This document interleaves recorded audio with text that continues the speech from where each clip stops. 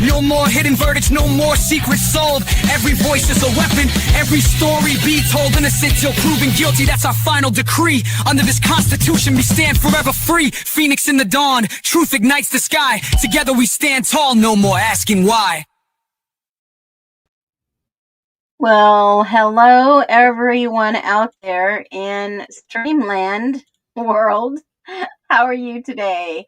Drop a 1 if you are just as scatterbrained as I am today, because, unfortunately, we are in a time of uncertainty in our country, I believe. And many people are just as sad as what's happening in our society today than they're comfortable talking about how to solve the problems at hand. And isn't that something that we've always had just on the tip of our minds and no one really talks about it? I mean, think about it, right? Today's been hard. Yesterday was hard. This whole entire week has been hard. We have been hit so hard in regards to the negative publicity, the negative social media, the negative news, the negative Nellies of the world. And honestly, some of us just need a break. Because I will tell you, it's taken a toll on me. I took a little break this morning, did some sourdough, got some things accomplished, took bread to some friends, and honestly, I didn't want to show up today. I didn't want to show up. I would have called in sick, but I don't have anyone else to do my live for me. And that's just the way it goes sometimes, guys. But I want to welcome all of you, you faithful nesters in here, incognito in chat. Critic Rick 66, welcome in, honey, welcome in. So honestly, I mean, guys, I've got some hidden secrets for you today that we're going to go through so that I can stay on track. And this is in regards to the Idaho 4. I mean, drop a 1 if you really want to hear about all these hidden secrets. Have you guys found all these little hidden secrets?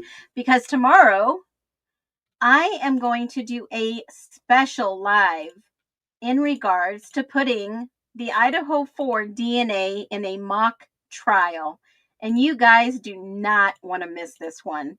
I put it on for a special live. Yes, thank you for the reminder, Amanda. justiceforall.com. I am updating with some new documents that are on the repository. And yes, I've talked about those that Anne has filed in regards to hiding some things. I have a feeling that something big is going to happen in the Idaho 4 case. And don't know what it is, but it's going to be something big. So make sure you're in. Hey, Beck, welcome in.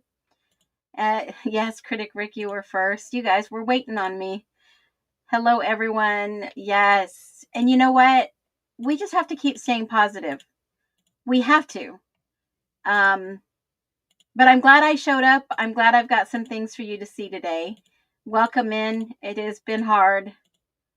You're my favorite mod. You're my favorite mod. Hey, my pal, Sal Vintage. Welcome in. Sharon, welcome in. Jethro, if you have not been to my stream before, drop a 1. I mean, I know it's Friday. It's going to be Friday night. A lot of people are going out or staying in. I think I'm going to finish this stream and just relax with the family. Try to find a really good, wholesome movie. I'm not going to do any documentaries this weekend. I did a binge watch last weekend and the beginning of this week. So I think I'm about done with binge watching on documentaries. So all of you beautiful people, welcome in. Welcome in. And we'll get this live started. Staying in, no plans. There's nothing wrong with that. Welcome in, Holly. Welcome in. We do. We really do, Les. We have a wonderful group here. Absolutely. Netflix and chill. There you go. Yeah, I'm going to find a really good movie. Okay. I actually want to see the new Charlie Sheen documentary. I don't know why. Well, that might be interesting. That might really be interesting, right? Winning, AT, and BK have a plan. They're too intelligent not to. I 100% agree with you, Truth Seeker. I certainly believe they have something pulled up their sleeve on their stream. I really do. I hope one day he comes out and tells everybody. Winning, yeah. Okay, so let's get into it. What do I have? The office room was torn up with Kaylee's sneakers. Was torn up? Well, I don't know. Hold on.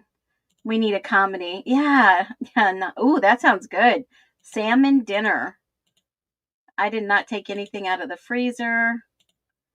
I guess I'll have to figure out what I'm going to make. Back in the day. Oh, okay. So let's get started. So what do I have today? Well, let me just grab a few things. Me and my scatterbrained. Remember, nothing here is whatchamacallit, scripted. Nothing here is scripted. It is all on the fly. But I do have some images and some documents to reference. So let me go grab those very quickly because I did not load them up. And I don't want to give too much away for tomorrow. But I will give you some at the end of the stream. So, hidden little secrets. I'm going to start with ISP document 121 because something doesn't make sense in this document. So let me throw it up on the screen for you and let's jibber jabber on this report. So 121, let me grab my notes on this. This is a doozy, guys. This one blew my mind. And as you know, I'm finishing up my book. I think I'm on chapter 7.5. I got to finish 8, 9, and 10.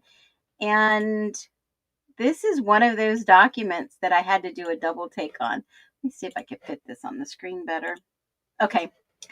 So, when I look at these documents, I don't look at them as just a portion. I look at them as a whole. And when I saw this 121, the first thing that came to my mind is, oh my God, there were other suspects. There were other witnesses. There were males and females and the gist of all these documents, the overview of these documents is that the police investigation didn't lead them to 39-year-olds, 40-year-olds, 50-year-olds, 37-year-olds. It led them to the majority of 20 to 24-year-olds, guys. That's where the investigation was going, and that shouldn't be a surprise to many of you. Not one bit. I mean, I can throw you up an image, and this is what I'm going to talk about tomorrow, and I want you to keep an open mind when I show you this pie chart that I made. This pie chart regarding the unknown male DNA contributor, 40%, and this is the probable identity types for unknown male DNA contributor.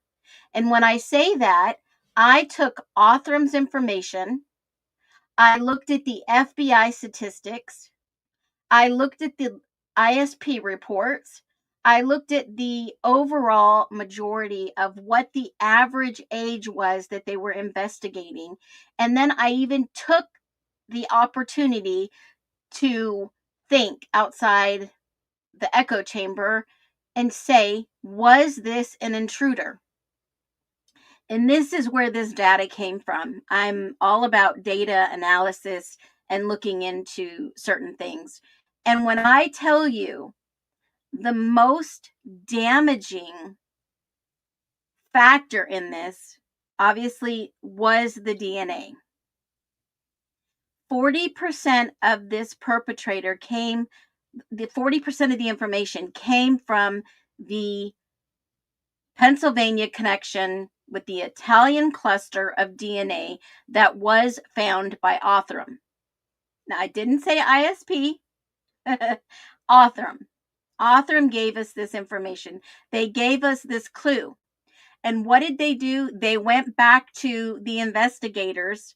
Obviously, that would be Moscow Police Department was the lead investigating source. You saw Blaker fly into Texas and give them this DNA from the sheath. Now, it didn't say what portion of it. It was just the DNA from the sheath. And a DNA mixture not only identified Koberger, and he's never really said, yeah, that was my sheath, or someone stole it, or I used it, or somebody took it. I pawned it. I let a friend borrow it. It was stolen from my car. It was stolen from my apartment. Never has said anything. I traded it. Never has said anything like that. He has remained silent. He has never let us know. How could that be his touch DNA?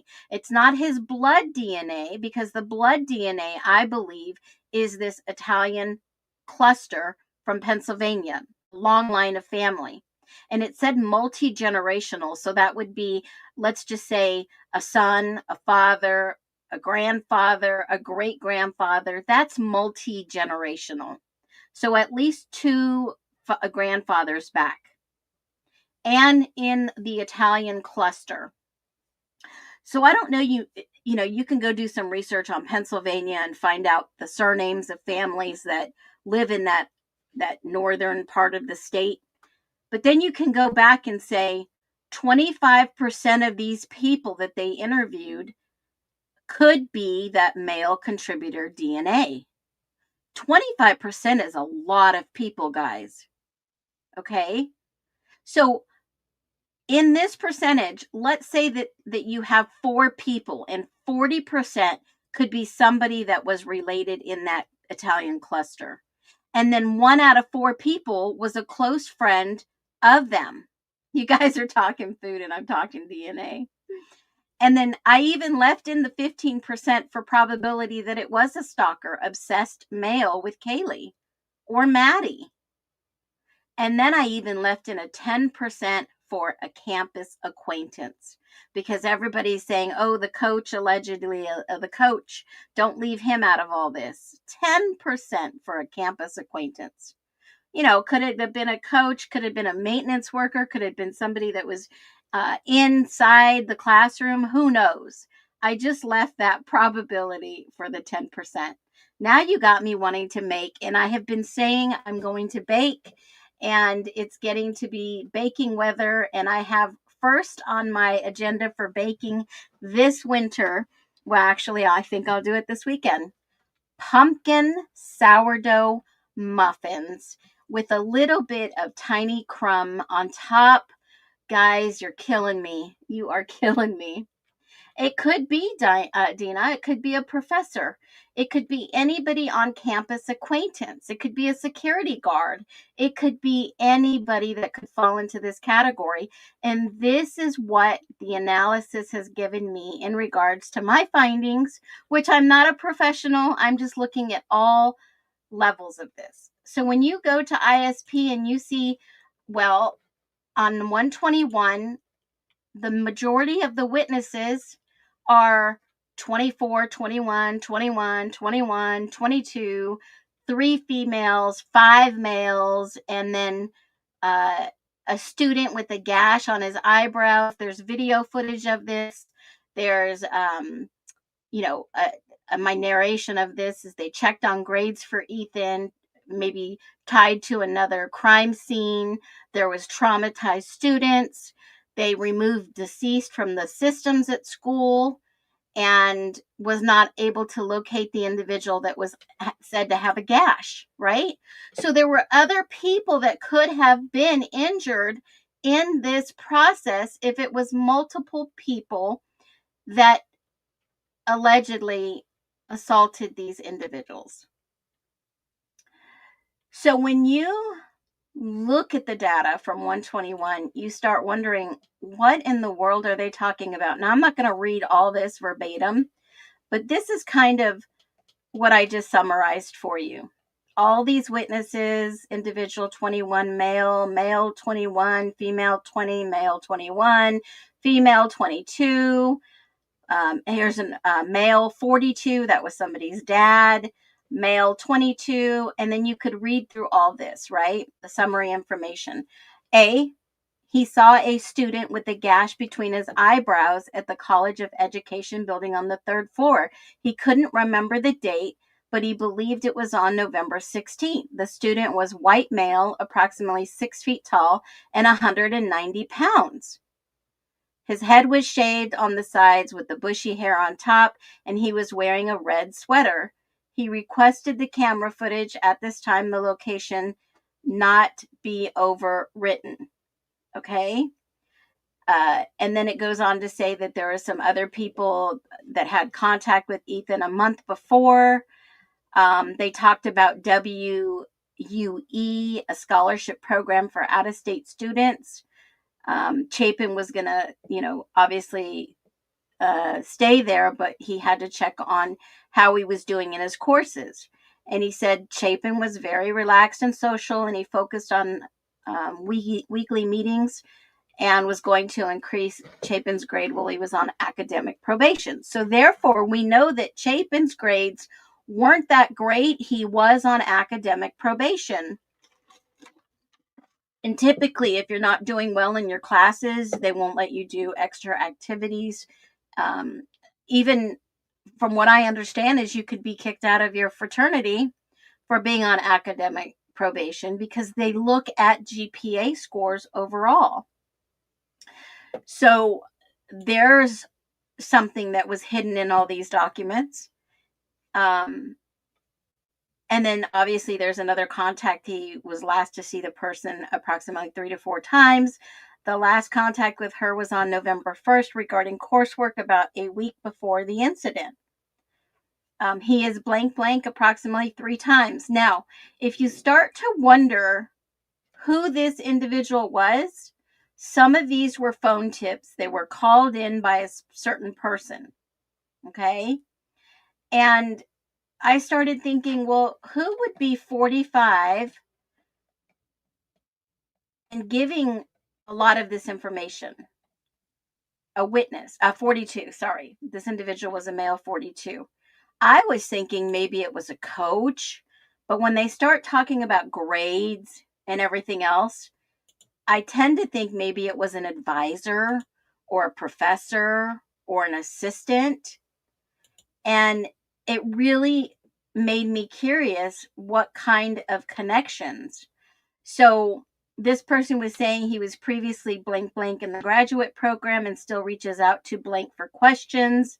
He is blank blank. He last contacted her before the incident and was in an in-person meeting regarding coursework. So they're asking this one individual about all the people, all 4 of the unalived college students. But not only that, they're talking about in addition to. And so reached out to a text message on November 14th for guidance on what to say to their teachers. And they stated they were traumatized and may not be returning to class. Blank stated that she was staying at his family home. And so then the records of the deceased victims were removed from the Vandal Star system. It had been used to make appointments and keep appointment notes for the UI staff and students. And it was a pretty standard practice that they immediately remove them from the system. Well, here he's saying that, there was a student that had a gash on in between his eyebrows. How would he get a gash? And it was on November 16th after the unaliving, but they didn't go back to school. They were on Thanksgiving vacation. So how did they know and see a student unless they had some personal contact with them on November 16th? So Blaker goes back and asks for the video, looks at the video recording, but can't find and not able to locate the individual. How convenient. How convenient. either a professor or a student or a TA was saying, hey, dude, someone had a cut between their eyebrow, a gash, right? And I keep thinking, well, what's a gash, right? What is a gash? Does anybody know how deep a gash goes? So, all you nurses in the house, I'm sure you know. I don't think it was a bogus tip, though. I don't think it was. Why would a teacher lie about somebody that they have come in contact with that had a gash? A gash is a long, deep cut. It's not like something, minor. It's not like a paper cut. It's not like yes, Holly. Sometimes it does need stitches. Absolutely. And if it's deep, and if you know anything about myofascial release and myofascial skin, the only reason I know is because I used to go get my my facials and do what's that called? Not microderm. It's oh gosh, what is it called? I do it myself now. I put the lidocaine on. What is it called? It just left my train of thought. What is that called when you go and you it's not microdermabrasion. Oh my gosh, somebody help me. No, I don't do Botox. No, ma'am. No microblading. Not dermaplane. I get that sometimes, but not Botox. Not microblading. Not exfoliating. It's the other one. It used to be like $300, and I was like, I can't afford this, guys. No, I don't do Botox. Now I'm going to have to look it up. No, I only do chemical peel once a year, and it's not during the summer. It's not exfoliation. Why am I having a hard time? It's microneedling. Yes, thank you, Court. It's microneedling. It's a pen, and they do it. It's microneedling. So, I had the girl who actually does it. She taught me how to do it myself. So I didn't have to go and spend $300 every month to go do it. So, microneedling. So she taught me a lot about the skin and not to, turn the pen too high and what needles to use and this and that. So, that's how I know about the skin. And there's some studies out there. You can go and look up studies and skin and how deep the skin goes, the penetration. And if somebody had a deep gash in between their eyebrows, that right there is probably, if it was a deep gash, a deep wound, they would leave a scar. It would definitely leave a scar. Okay. I don't know if you've ever had a cut on your hand or somewhere where you did need stitches, but obviously, if you've had stitches, you would know that you would have a scar. And some scars, you can actually go get laser and it'll take the pigmentation out so you can't see the scar as bad. Now, I'm not saying that somebody had a scar face, right? I'm not saying that at all. But what I'm saying is if the gash was deep enough, this person would probably need some type of medical help or perhaps even stitches. Right? So a long gash above your eye or in between your eyebrows are the most sensitive parts in your body where your skin is not, your forehead is pretty thick skin, but like your cheeks and your under your eyes, it's a lot more thinner. My dad had a gash years ago between his eyebrows and he still has a scar. Absolutely. So if this professor or this teacher was saying, hey, there was this guy on November 16th that had a gash in between his eyes or on his eyebrow right here. That would be somebody that you would want to follow up with. But then Blaker says, I got the individual camera footage on 4 that was recorded on November 16th on the 3rd floor of the College of Education building in search of the individual blank described, but he says he was not able to locate the individual. So, am I more inclined to believe a teacher that says, hey, I saw this person, or a detective or somebody looking at the cameras, not really wanting to find somebody perhaps that fell in this category.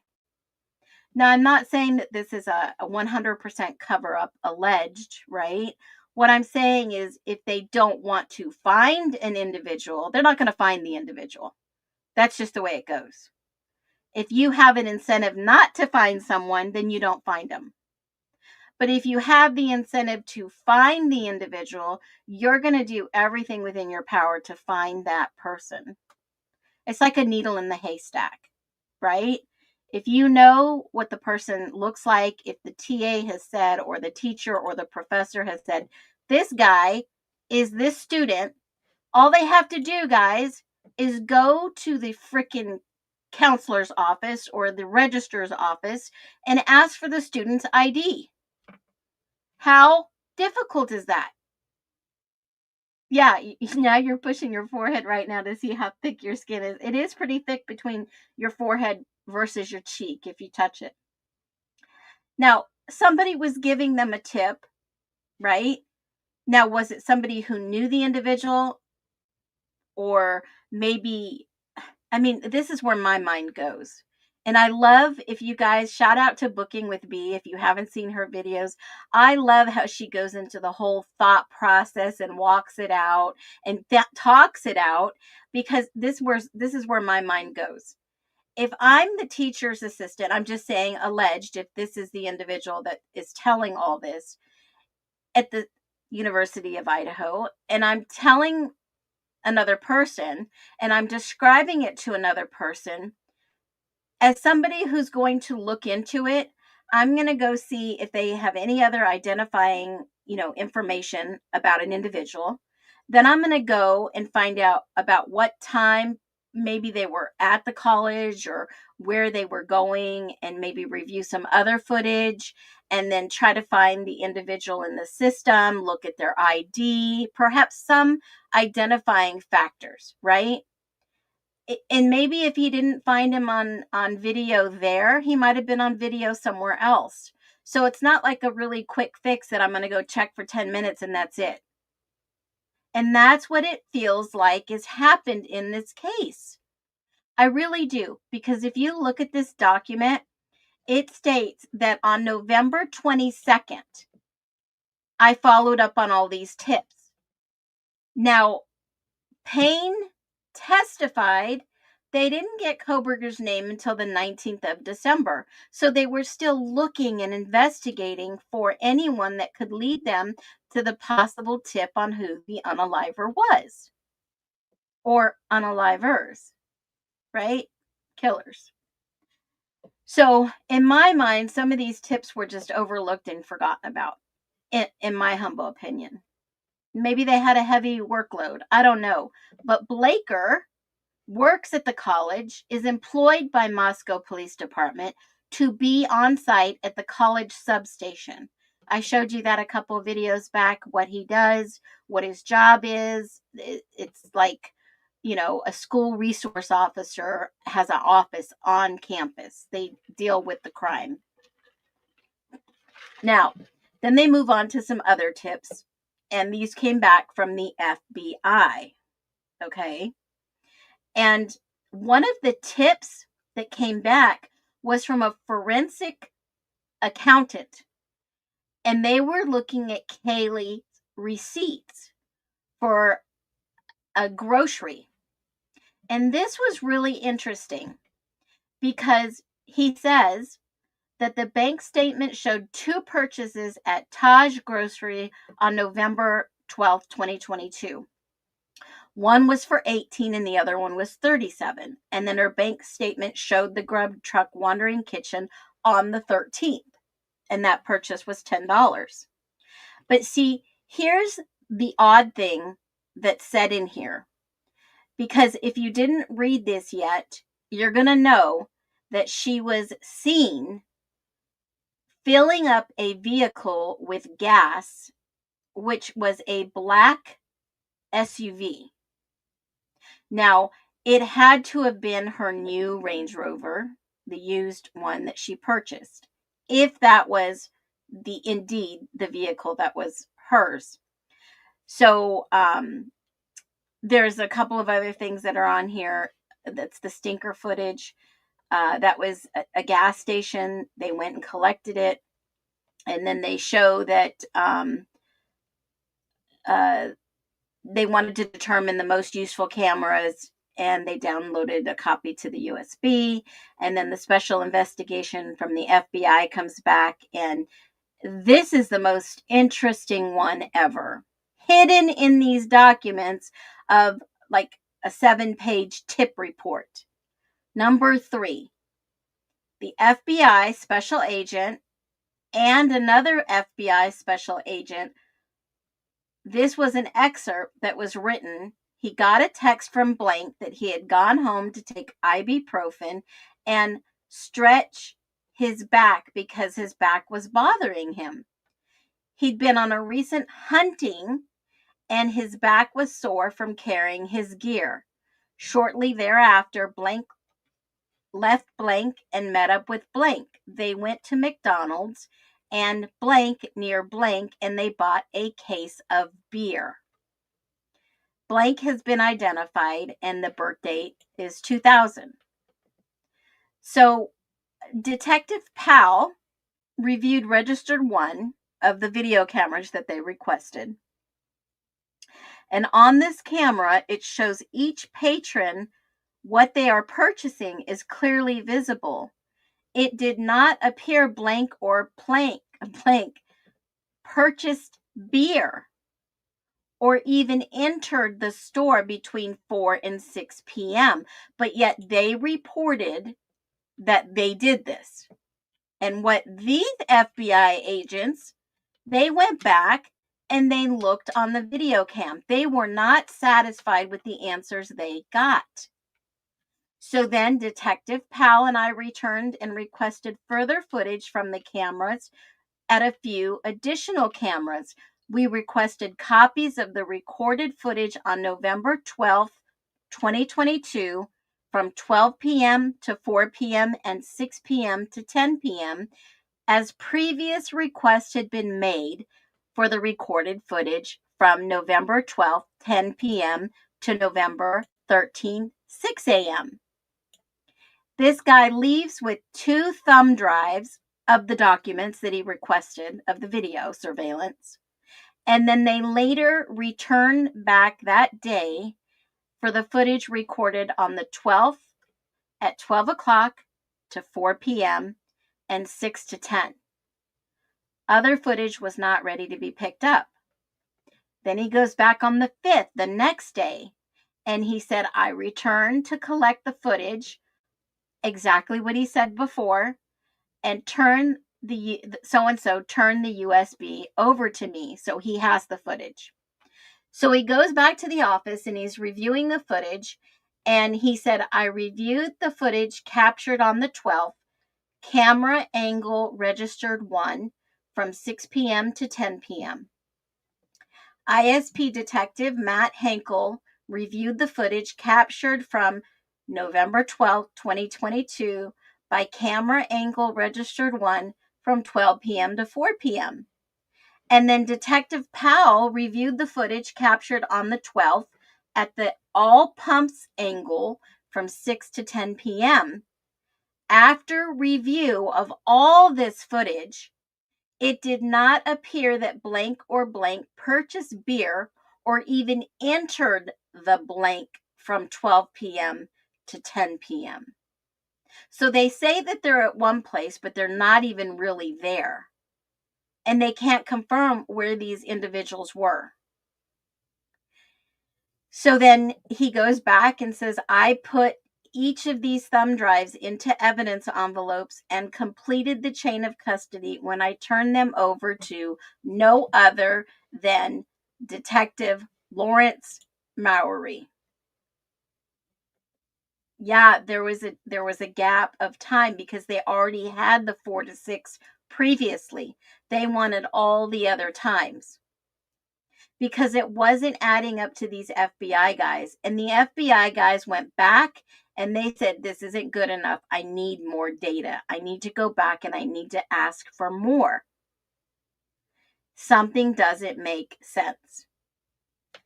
So when they go back and they look at this, Then they say, this is the McDonald's footage. This is something that they asked for from a previous tip.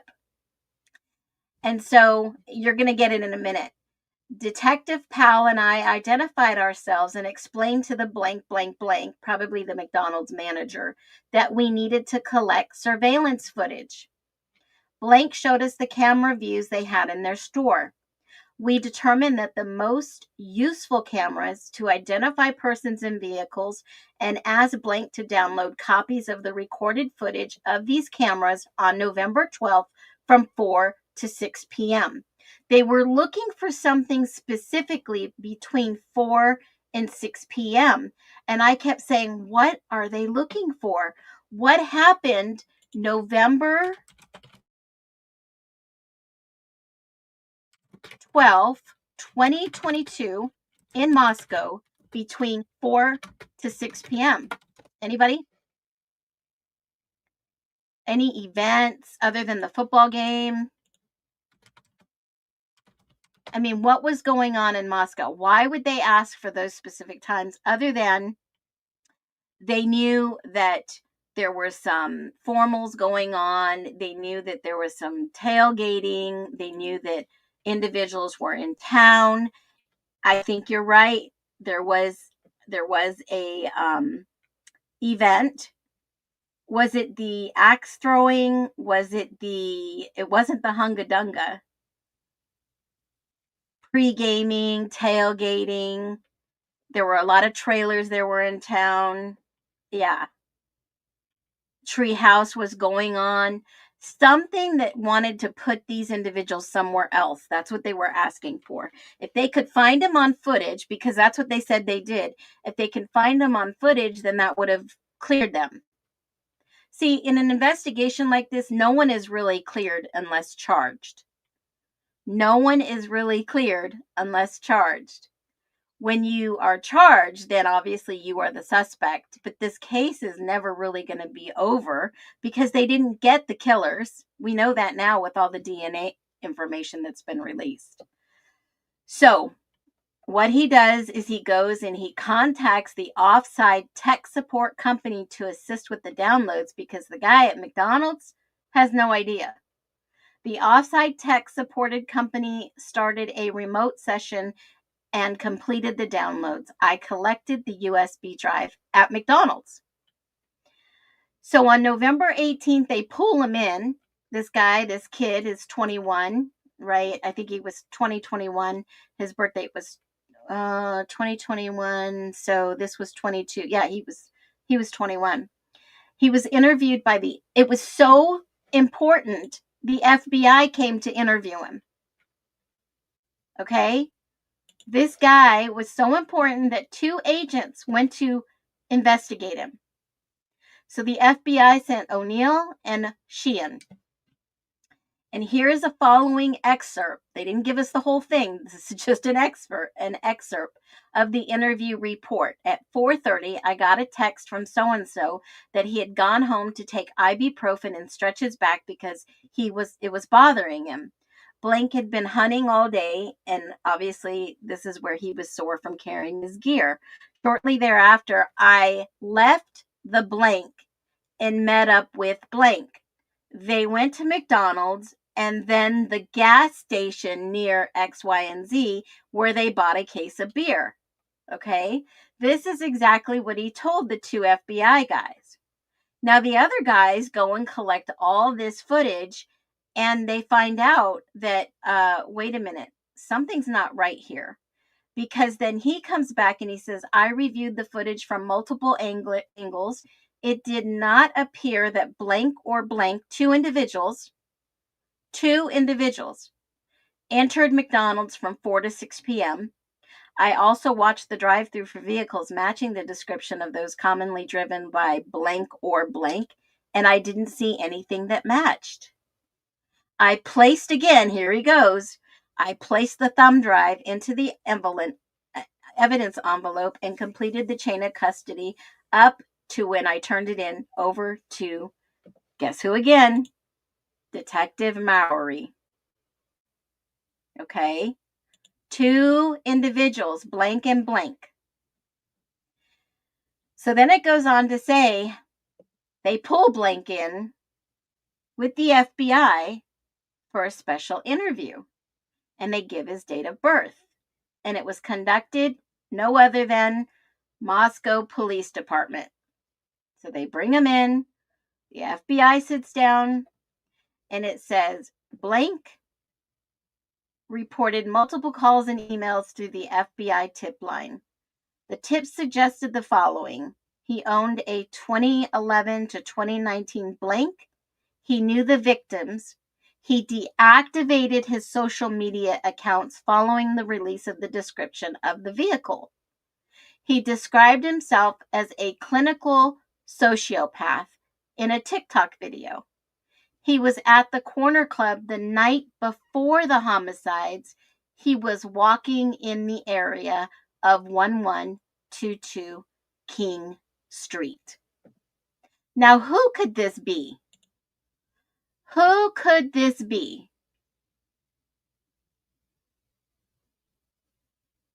Who in the world, dang, is this where he leaves and takes his half of beer? I think I heard that. Who in the world is this person? Let's listen a little bit more about what they say. This is just a summary of the interview. It's not the whole interview, but they did put him on audio for the full details. He works at blank in Moscow. He lives at blank in Moscow. His number is blank. He belongs to the fraternity and pledged in the spring of 2020. He was in class with blank, Xana, and Maddie. He did not know Xana or Maddie personally. Who could this possibly be? Yeah, if they reviewed the footage and they weren't honest and they lied and deceitful, they would track them down for interrogation or detainment. Absolutely. Who could this frickin' be? He was in class, blank, blank, with Xana and Maddie, but he didn't know them personally. He followed Maddie on Instagram, was Facebook friends with her because that's how they communicated in class. I don't know about you, but I've never been in a college course that we communicated on Facebook. I mean, typically they have like their own internal messaging system when you're in college. I know I did. I don't know about if you've been, but even in companies, they have their own internal messaging system. So I don't know how in the world. Don't have any idea. Who knows who it is? Okay, I'll go on. He has been blank out of house near 1122 King Street a handful of times. He was at the corner club the night of the 12th. He arrived there between 7 and 8 with his roommate and the girlfriend. Okay, we know that JS didn't have a roommate and he didn't have a girlfriend. His roommate didn't have a girlfriend. From what I understand, he lived alone. So it's not JS. I know everybody wants it to be JS, but it's not. So he said that they walked to the corner club from their house. They stayed there until about midnight with a friend, picked him up and took him to his apartment at the blank where he spent the night. He did not go to the grub truck after he left the corner club. So it's not JS because we all know that we've seen the famous, grub truck video. And let me look at something. Hold on.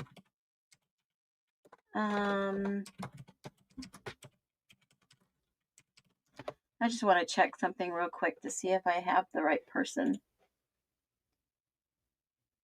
No, it couldn't have been him. Okay.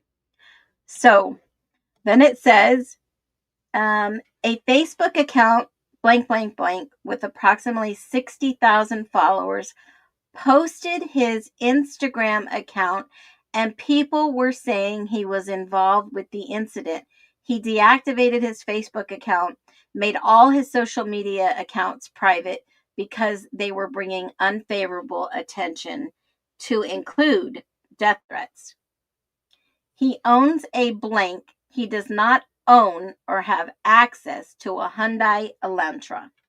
Now, I'm going to go back because the date of this interview, the date of this report actually was 7/8. It doesn't say, let me go back to the actual interview itself. Okay, yeah. So it was December 14th that he was sitting there doing an interview. Now Kohberger's name is not mentioned yet. It's the 19th that they say it's mentioned. But this is the 14th. And he says he does not own a Hyundai Elantra. Now, when did the bolo go out in the Kohberger from the Moscow Police Department? I know it was released internally in Pullman. I showed you that confidential bolo. And it says, do not release any information, yada, yada, yada. I'm sure you guys remember that. Let me go see what the date of that was. It's on a post of mine. Hold on. Let me see. The bolo on this one was confidential. I don't know when they actually released it to the public. Oh, that was so long ago. Hold on.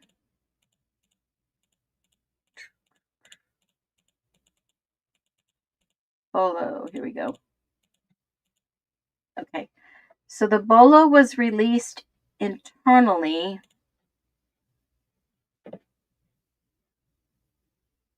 on 11/25, and that was the internal. So 11/25. So this individual,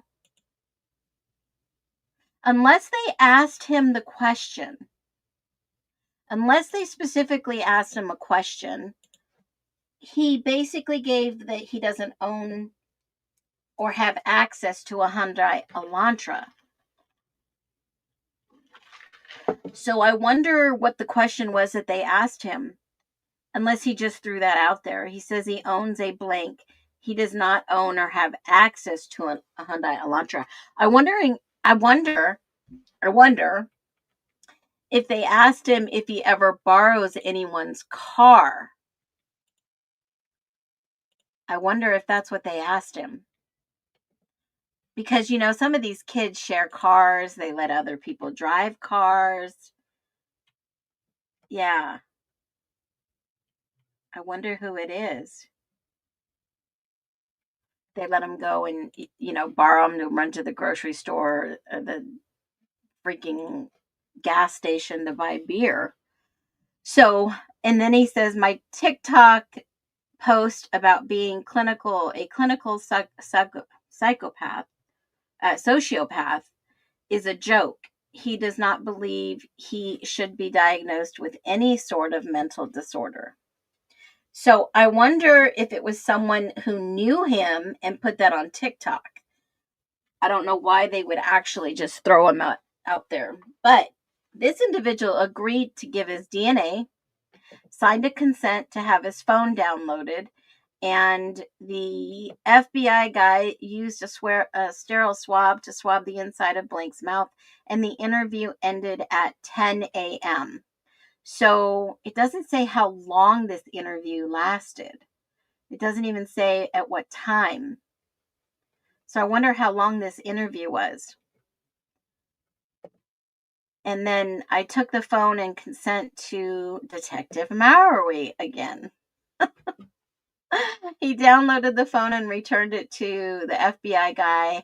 I dismissed it and had no further contact. A copy of the audio is available. Now, what they did on that day, they attempted to contact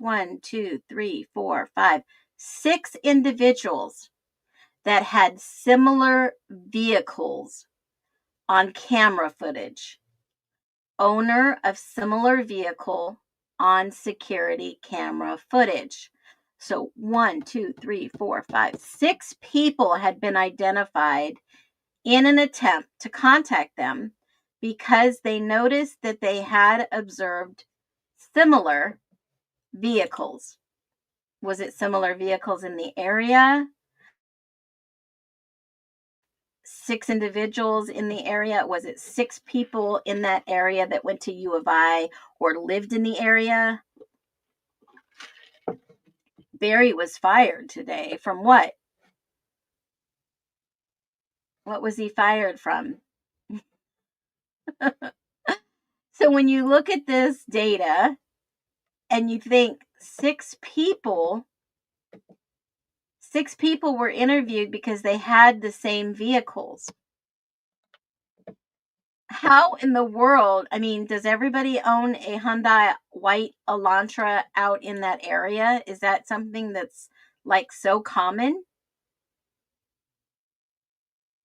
Yeah, there's patterns. Are you starting to see the pattern? They're trying to get someone to fit into this pattern, but didn't fit into the DNA pattern. Anyways, it goes on to say, I've talked to this individual that obviously I believe it connects to the individuals that they're trying to locate that drive similar cars, right? Because there's 6 interviews here of 6 potential owners of these vehicles. He was fired because of his disgusting comments about Charlie Kirk. Well, that's odd. Okay, so the first interview, and you have to look at the dates, right? You have to look at the dates. This is important. So they didn't have Koberger on the radar on December 14th. So he goes and he interviews this guy about the vehicle with the Idaho registration. Blank had been living in Moscow since August of 1st, 2022. So he had just got there for the school year. He was awake playing games on his phone and headphones till about 2 a.m. He drove the blank on Saturday for errands. He didn't go anywhere until he left for work on Monday morning. He never talked to any of the victims. He was currently in Rathdrum, Idaho, and be returning around January 9th, 2023. Now, who do you think that was? That drove an Elantra and that currently is in Rathdrum? Anybody? Anybody at all? Anybody know who lives in Rathdrum that drove a white Hyundai Elantra that just started going to school in August of 2022? Bing, bing, bing. Somebody got it. You're paying attention. Okay, Gypsy. So keep that in the back of your mind. Then you have December 16th, 2022 at about 9:49 a.m. I interviewed Blank over the phone about the Idaho registration vehicle, and he provided me the following. He was with his roommate on November 12th and staying in, played video games till about 3 a.m. Blank's phone number is, he was up at 9:30 on the 13th, but didn't go anywhere that day. He loosely, look at the phrase, he loosely knew Kernodle and Mogan through his girlfriend, who was in the same sorority as them. He was in Boise at the time of interview and would return January 8th when school got back in. So this was on the 16th. They still didn't try to contact Koberger. His name was not brought up yet. Okay. Then they go to the third individual that had a similar Elantra in the footage. And he says, on the 16th, I interviewed Blank over the phone and asked what his activity was between the 12th and 13th. He provided me the following information. He was blank until 11:30 on the 12th. He went home and was awake for an hour and a half before he went to sleep at 1:30. That was it. That was all he gave him. Then the 16th again, called another individual about Idaho registration and her activity on the 12th and 13th. This is a female. She parks at the blank at her boyfriend's apartment located at blank in Moscow. She and blank went shopping and dropped her off at her dorm around 5 p.m. She did not have blank's phone number. Blank lives with 2 other roommates, blank and blank. Blank went back to his apartment and played board games with his roommates. Now, I don't know about you, but I don't know a lot of college students that go back and play board games. Is that like Dungeons and Dragons, or is that like Monopoly, or I don't know, Jenga? What kind of board games do you play in college? Anyone? I mean, they could be wholesome individuals truly playing Monopoly or Payday or Life, right? But who says they went back and played board games? I mean, most college kids are playing video games. Anyways, this is something strange because F's statement says when blank went out to take the trash out, he heard someone say, "Oh my God, someone's passed out. We gotta call someone."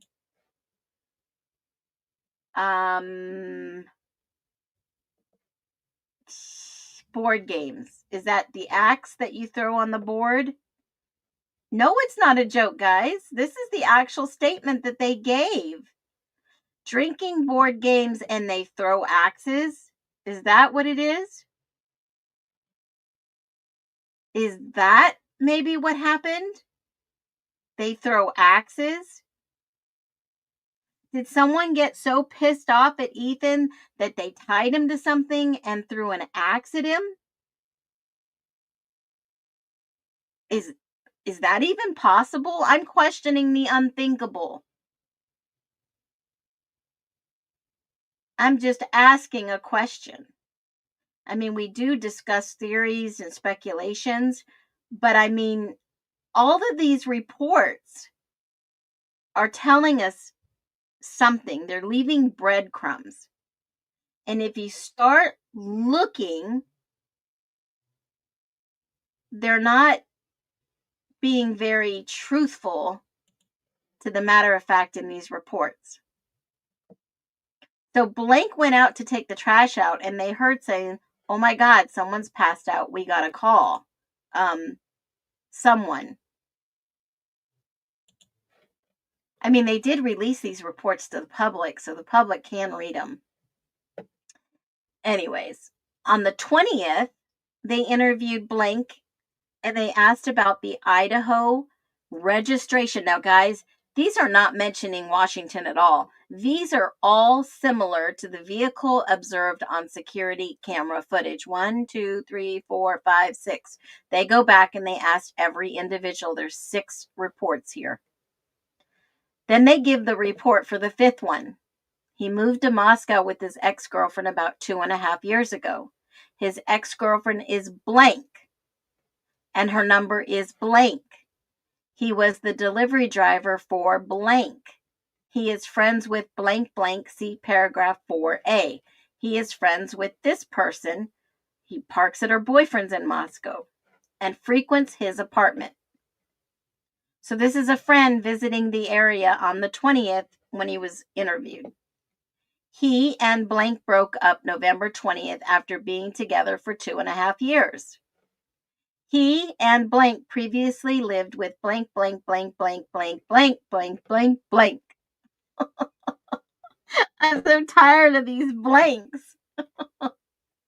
Now, it said blank and blank had a falling out that resulted in blank and blank terminating their lease early and moving to blank, Moscow, Idaho. At this time, blank and blank moved to yada, yada, yada, Moscow, Idaho. I don't know who those blankety blank people are. It feels like a game of hot potato, right? You throw the potato and oh my God. Okay. And the last individual is on the 21st of December. So they still were continuing the investigation. And by this time, Koberger's name was already brought into it by the time they interviewed the guy on the 20th, right? They were getting closer. And then he says, I interviewed her vehicle. So this is a female, a blank Washington registration, and her activity on the 12th and the 13th provided. She lives at blank in Moscow. She lives with blank, aka blank is blank's boyfriend. Blank drives a blank. It's a small silver car, possibly with blank license plates. She and blank were on the couch hanging out together, and she started falling asleep and went to bed between 11 and 11:30. She took her dog for a walk around 11 a.m. on the 13th, but did not notice anything out of the ordinary. What? What? She took her out for a walk, but if she's walking around King Street, all these people allegedly were gathered and knew exactly what was going on before then, but didn't notice anything out of the ordinary. Are these people just oblivious to just what happened on King Street, King Road? Were they just oblivious? I mean, I'm just really like baffled at this point that none of these people realized what was going on. I mean, if we could fill in the blanks, I feel like this is Mad Libs, right? Where you had to guess and fill in the blanks. Who dressed up as a fireman that night? I don't know. Was it maybe something that was recalled in memory from the weekend before, a couple weekends before when it was Halloween and they had a party? Blankety blank blank blank. Just give us the damn documents without redaction. Yeah, this people, things were happening around there. And this was just a normal, common occurrence? Is that what this was? I don't know. It blows my mind. Okay, so what I said at the beginning of this is all this, it's like a shell game. Don't pay attention there. Pay attention over here. Okay? People are that oblivious. No, I believe everyone was saying something different to not point them in the right direction. Think about it. If I was involved in something so nefarious or could be associated with just knowing people, oh no, I didn't know them. No, I was at the liquor store. I went to McDonald's. And then these guys that are serious about their jobs follow up and get video and they say, no, in fact, you weren't even there. We didn't even see you on video. We checked all these cameras to see if you were actually there. And you're lying. Both of you were lying to us. But they didn't do anything else. How did they rule these individuals out that were lying? How did they rule them out and say, nope, can't be part of it? They just can't be part of it. Now, if you think about what I just said, yeah, Idaho is for sure. That they got that part right.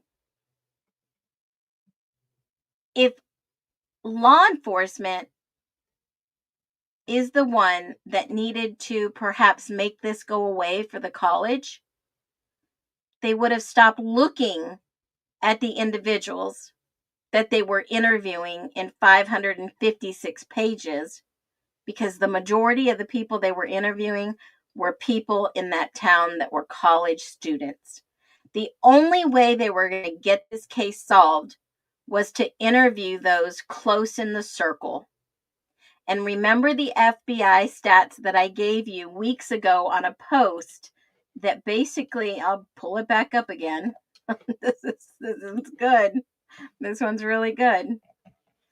I've been saying this for a long time. Who was the last person to see these people alive? Were they outside or were they inside? Were they acquaintances? Did they work together? Did they know one another? How did they know one another? And when you go back to the FBI stats, I know these are old stats. I've been looking for new stats. And back then, they basically told us this. The majority of people that will be murdered are either friends or acquaintances. Not even your family are high in those statistics. Can you imagine that? I can't imagine that right here. You will most likely be unalived, murdered by an acquaintance or a friend. Acquaintance or a friend. Then a boyfriend, a girlfriend, a neighbor, an employee, or an employer. Not even your family first. Husband, wife, mother, father, son, daughter, brother, sister, other family. The more likely it will be an acquaintance. Remember, guys, these kids weren't living with mom or dad, a brother, a sister, an uncle, an aunt, other family. They were living near and by acquaintances, friends, boyfriend, girlfriend, ex-girlfriend, neighbors. Think about this diagram that I shared. Well, I'm talking about it and you can't see it. Think about it. This diagram says a lot. They weren't living near husbands or wives, moms or dads, brothers, sisters, daughters. They were living near acquaintances, college students, friends, boyfriends, girlfriends. Yeah, you got to look at the details. And what individual, you're absolutely right, Gypsy, I've been saying this. What individual would clean up and cover up for a stranger? What individuals would come in, clean up a murder scene, allegedly, because that's what the experts were coming to trial to testify to, that there had to have been some cleanup. And what kind of stranger, intruder, covers people's body? That's a personal thing. That's personal. Maybe they didn't want to look at the bodies. They covered up the bodies, then cleaned up the mess around them. Think about it. If you want to get down into the weeds, we can. Think about this. Not only did Dylan and Bethany see Xana laying when the dispatcher told her, go upstairs and go check on the body, check the pulse. Hunter was there, Bethany was there, and Dylan was there. And he told them all to go back, get out, get out. But they saw. And Dylan said she saw Xana lying on the floor when she ran from her bedroom down to Bethany's bedroom. So not only did Dylan see Xana twice, she may have been curious and got closer to the body. And maybe that's how blood transferred to the jacket that was found in her room. That's all alleged. All alleged. So if you think about, you are more likely to be unalive, to be murdered by an acquaintance or a friend, especially in a different city, going to school. Those are the FBI stats. Those aren't my stats. Those are the FBI stats. But this stat doesn't lie either. This is the probable identity types for the unknown male DNA contributor. 40% to be from Pennsylvania, Italian cluster, which was not Koberger. And that is how DNA could exonerate him. He was factually innocent. the car, the FBI reports. Nothing links him to knowing these individuals, although I did post this today, and I thought of this, and I thought long and hard before I posted this, watched 7 or 8 videos from Othram, and it just made sense to me. And I'll show you if you haven't seen it yet. Come on. It's cut off. But what if they made a mistake and gave a list of people in Washington and Idaho with a Pennsylvania connection, with an Italian genetic connection? Did they go visit Kopaka first on December 15th before Koberger on the 19th? Think about that one. Think about this one, because in the document that I'm sharing here, I'll put it up on the screen so you can see it in real time. Let me see where I put it. In this document that I screenshotted from, let me see where it was. Was it Fox? Here it is. Othram basically is finding murderers, right? Before Koberger's plea, law enforcement used genetic genealogy. Now that's what Othram does, genetic genealogy. The investigative part goes back to obviously the authorities. And Ann Taylor, Koberger's defense attorney, basically said they claimed it violated Koberger's constitutional right by investigative genealogy, also known as IgG, to pinpoint him as a suspect. So when you look at this, okay, I know that they give some dates which don't make sense. I'll get into that later. But without IgG, there is no case. No request for his phone records, no surveillance of his parents' home, no DNA taken from the garbage out front. Koberger attorney wrote in a filing, because the IgG analysis is the origin of this matter. Everything in the affidavit should be excised. Now, when you look at that, and then obviously Judge Hippler says, no, we're not going to throw this out, right? When you look at that, you have to think, what did she mean by everything in the affidavit should be excised? It is actually to cut everything out of the affidavit. That means the affidavit was a POS and you could have wiped your butt with it, per our wonderful friend Sammy T. Mafia. It was a bunch of hogwash.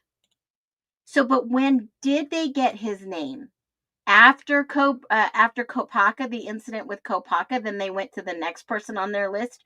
Why did they even go to Kopaka's? Was he not having a mental breakdown? Was he not struggling or doing anything? Was it just random that they went over there?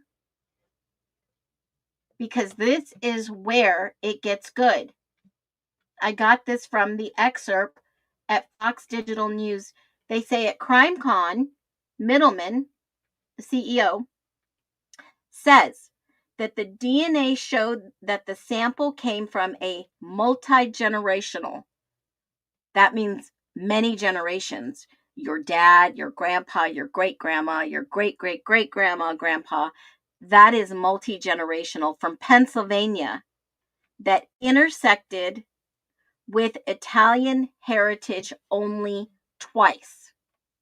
So that means that somebody in their lineage married somebody with Italian and they procreated, which made their next in line.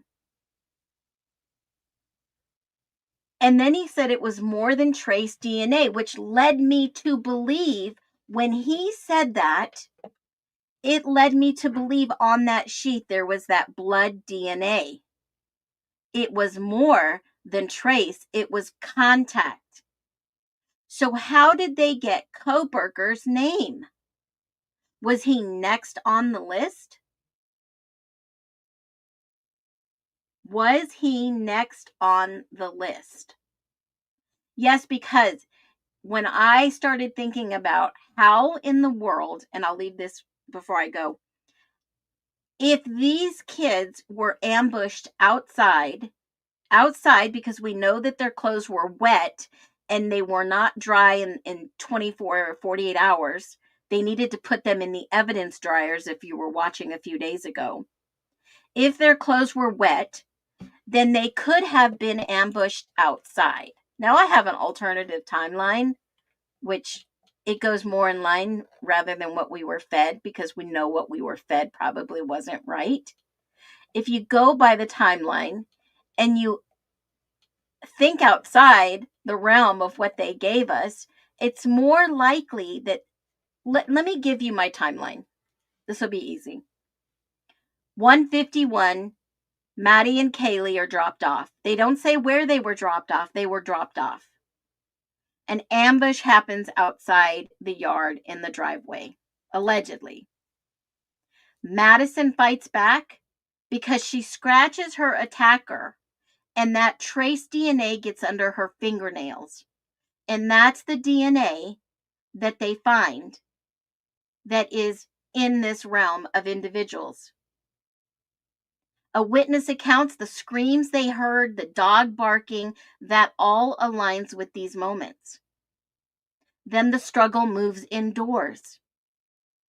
Then there's a confrontation with Xana and Ethan that may have been in their beds. In fact, after they came home from the party and they were both undressed. They were in their nighttime clothes in the room. The shoe print outside of Dylan's door is probably there from the positioning of the attacker. Takes their shoes off, cleans up. Then the final assault happens upstairs. And was it Maddie first and then Kaylee? Because allegedly Kaylee runs downstairs and says, someone's here, and goes back up into Maddie's room and fights like hell. The killer leaves, leaving minimal additional DNA. But my thought process was there was more than one individual, and while they were assisting in this horrible situation, they were cut and they left their blood DNA, and that is the multi-generational Italian family mixed ancestry DNA. That could have been possible because Kohberger was excluded from Maddie's nails. He never touched her. He wasn't there. The shoe print is unknown. The fibers and the hair and the ground, nothing of Kohberger's match. Those are unresolved sources. So what does that tell us? That the unknown male DNA contributor, the most viable lead they have, a genealogy-linked male, likely a relative or last contact acquaintance, who ambushed these victims outside and completed the killings, possibly inside. I mean, that's a case for an alternative theory, but I have more, and I'll do the mock trial tomorrow on what the closing statement would have been, even from the prosecution or the defense, in regards to that unknown male contributor. Because reasonable doubt, it's more reasonable that the real killer was not apprehended, was not charged, and is still on the loose. A relative of who is a great question. So I'll be back early in the morning tomorrow. Make sure that you subscribe to that live and be notified. Make sure you hit your thumbs up on the way out. If you haven't seen our website, go to justiceforall.com. We have got a lot of good information. And you know what? We have our own first downloadable digital PDF coloring book coming from Amanda B. and her amazing art skills. So be on the lookout for that too. And there is some really good stuff. Make sure you do sign the petition. There's a sample DOJ letter, the Autism Innocence Project. There's the analysis from the FBI, obviously the petition, a highlight, court docs, artwork, donate, everything that you can do to show somebody, maybe you should look a little deeper. This is justice for all. And we've got you covered. So thank you so much for jumping in here. I believe I've scheduled it for 7 a.m., which is 9 Eastern Standard Time. Hold on a minute. Let me double check. I have it scheduled for mock trial tomorrow at 7 a.m. Pacific Standard Time. So enjoy your night. Log off. Watch a good movie with your family. Touch grass. If you don't have family, we are your family and we are always here for you. Welcome back tomorrow morning at 7. And I am going to do a live mock trial with potentially some amazing information. So as always, every single time, you guys be well. No more hidden verdicts, no more secrets solved. Every voice is a weapon, every story be told. Innocent till proven guilty, that's our final decree. Under this constitution we stand forever free. Phoenix in the dawn, truth ignites the sky. Together we stand tall, no more asking why.